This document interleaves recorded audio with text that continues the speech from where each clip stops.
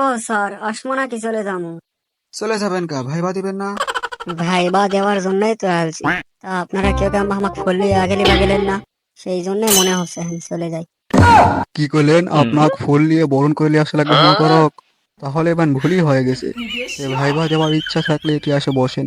না স্যার, এটি ভাইবা দেওয়ার না দেওয়ার কি আছে?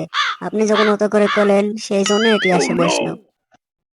ও আচ্ছা, ঠিক আছে। তা আপনার নামটা কি?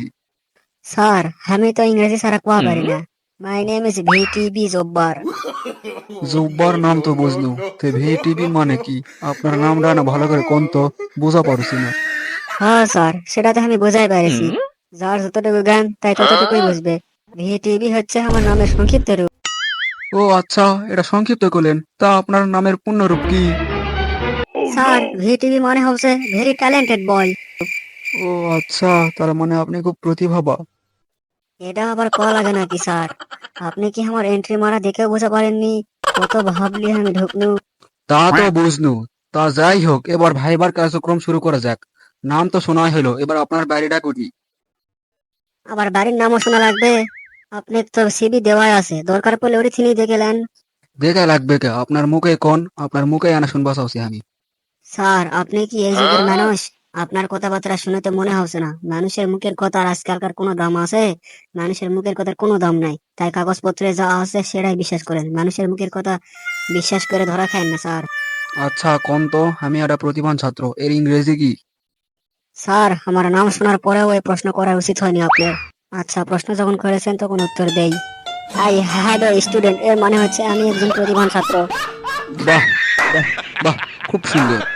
আচ্ছা এবার কোন তো, আমি প্রতিদিন স্কুলে যাই, এর ইংরেজি কি? স্যার, আপনি যাই কোন আর তাই কি, আপনার প্রশ্নের উত্তর আমি আর দেওয়া পারবো না। এতে আমার চাকরি হয় হোক না হয় না হোক, এই দিন দুপুরে মিথ্যা কথা কওয়া যাবে না।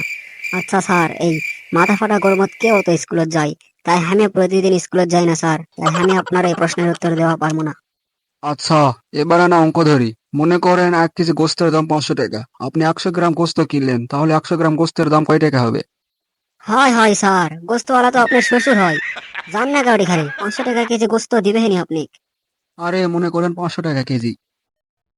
আচ্ছা ঠিক আছে স্যার, তে গোস্তটা কিসের সেটা আগে কোন। ওই মনে করেন খাসির গোস্ত। তাহলে স্যার, আপনি আর প্রশ্নের উত্তর পাওয়া লাগবে না। খাসির গোস্ত খাই না স্যার, খাসির গোস্ত আমি জীবনেও কিনবা যাবো না। আচ্ছা, আপনি না হয় নাই কিনলেন, আপনার বাপই না হয় কিনবার গেল, তাহলে কয় টাকা হবে সেটা কোন? হে হে স্যার, এটা অসম্ভব ব্যাপার স্যার, আমার বাপের একটা দাঁতও নাই, আমার বাপ অত বোকাও লয় যে গোস্ত কিনে আনে মাংস খিলাবে। আমার বাপের গোস্ত কিনবা দেওয়া অসম্ভব স্যার। আরে কি বিপদত পড়লাম রে এটা আমি। আচ্ছা আপনি মনে করেন কোন সাধারণ মানুষ গোস্ত কিনবার গেছে, তাহলে সেই মানুষ কয় টাকা দিবে গোস্তর দাম? স্যার, খাসির গোস্তের যে দাম, সাধারণ মানুষের খাসির গোস্ত কিনবার ক্ষমতাই নাই। এটা যদি বড় লোক হলোহিনি তাহলে বিশ্বাস হলোহিনি।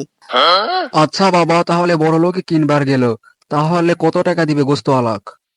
স্যার, বড়লোক মানুষ মানে টাকা পয়সাওয়ালা মানুষ, তারা যদি গোস্ত কিনবা যায় তারা কি খালি 100 গ্রাম গোস্ত কিনবে? কম করে হলেও 2-3 কেজি গোস্ত কিনবে।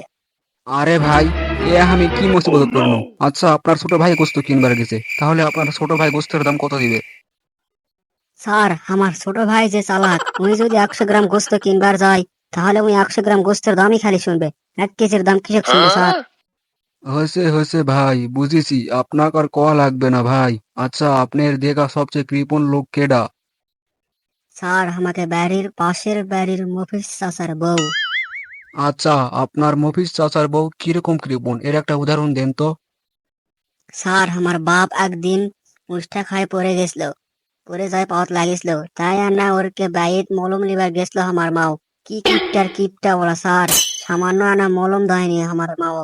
শেষ পর্যন্ত আমার মাও আমাকে আলমারির থেকে মলম বের করে আমার বাপের পাওয়াত লাগিয়ে দিল। তাহলে স্যার আপনিই কোন তো স্যার, মফিজ চাষের বউ কিপটা লয়? মানুষ বিপদত পড়ে আর না মলম সবার আছে, আর বিপদত পড়া মানুষ খালি হাতে ফিরে দিছে। ও হ হ, ওরা তো সেই লেভেলের কিপটা। তা আপনাকে একটা শেষ প্রশ্ন করি। স্যার থামেন, আমার একটা কথা কবার আসলো। আপনি প্রশ্ন করবার আলছেন না উত্তর দিবার আলছেন? আমি থাম্মুকা, এটি খালি আমি প্রশ্ন করবো, আপনি খালি উত্তর দিবেন। সেটা যাই হয় হোক স্যার, আমার একটা কথা শোনা লাগবে স্যার। আমি যদি চাকরি জয়েন করি তাহলে আমার বেতন কত হবে স্যার? এখন যদি আপনি জয়েন করেন তাহলে 10,000 টাকা বেতন পাবেন, আর 2 মাস পর 15,000 টাকা পাবেন, আর 6 মাস পর প্রায় 25 থেকে 30,000 টাকা বেতন পাবেন। যাক, খুব বড় উপকার করলেন আপনি আমাকে স্যার। ঠিক আছে স্যার, তাহলে আপনি আমাকে শেষ প্রশ্নটা করা লাগবে না। 6 মাস পর জয়েন করে যদি 30,000 টাকা বেতন পাওয়া যায়, তাহলে আমি এখন 10,000 টাকার জন্য জয়েন করবো কিছু স্যার? ও তো বোকা আমি নয় স্যার, আজকাল চলে যাচ্ছি। ঠিক 6 মাস পর আমি জয়েন করবো, থাকেন আপনি স্যার। ভাই বালিয়ে ভালো লাগলো আপনার কাছ থেকে স্যার। দেখছেন আপনার কাণ্ড, 6 মাস পরে আসে 30,000 টাকা চাকরি করবে। মাথার মধ্যে তো কিছু নাই, আর যে আবার ভাইবা দিবার। এক যদি আমার কোম্পানির চাকরি দেই তাহলে তো আমার কোম্পানি খুঁজে পাওয়া যাবে না। আচ্ছা, আপনারা কোন তো আপনারা কিসের চাকরি দিবেন, মানে এর কি চাকরি পাওয়ার যোগ্যতা আছে?